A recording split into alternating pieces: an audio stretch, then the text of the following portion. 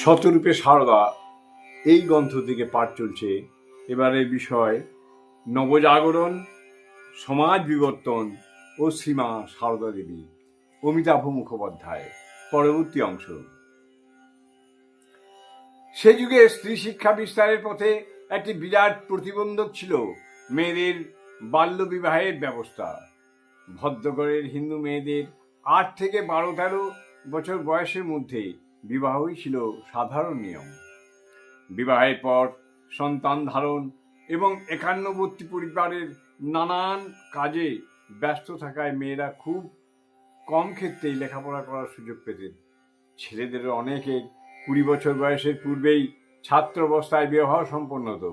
সারদা দেবী কিন্তু পুরুষ ও নারী উভয়ের ক্ষেত্রেই বাল্য বিবাহের বিরোধী ছিলেন। সে সময় দুজন মাদ্রাজি তরুণী 20-22 বছর বয়সেও নিবেদিতার বিদ্যালয়ে পড়াশোনা করত। সীমা তাদের কথা উল্লেখ করে বলেছিলেন, আহা, তারা কেমন সব কাজকর্ম শিখেছে, আর আমাদের এখানে পোড়া দেশের লোকে কি 8 বছরের হতে না হতেই বলে পরগত্য করে দাও, পরগত্য করে দাও। আহা, রাধুর যদি বিয়ে না হতো তাহলে কি এত দুর্দশা হতো?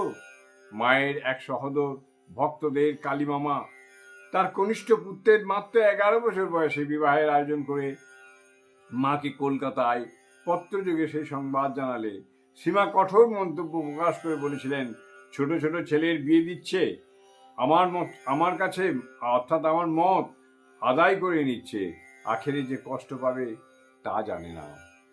হিন্দুদের প্রায় সমস্ত প্রাচীন স্মৃতিশাস্ত্রে মেয়েদের বাল্যবিবাহ আবশ্যিক বলে নির্দিষ্ট হওয়া সত্ত্বেও সারদা দেবীর উদার যুক্তিনিষ্ঠ মন এই প্রাচীন সামাজিক অনুশাসনকে সমর্থন করতে পারেনি। জয় মা, জয় মা, জয় মা। জননীং শারদাং দেবীং রামকৃষ্ণং জগদ্গুরুং পাদপদ্মে তয়ো স্থিত্বা প্রণমামি মুহুর্মুহুঃ।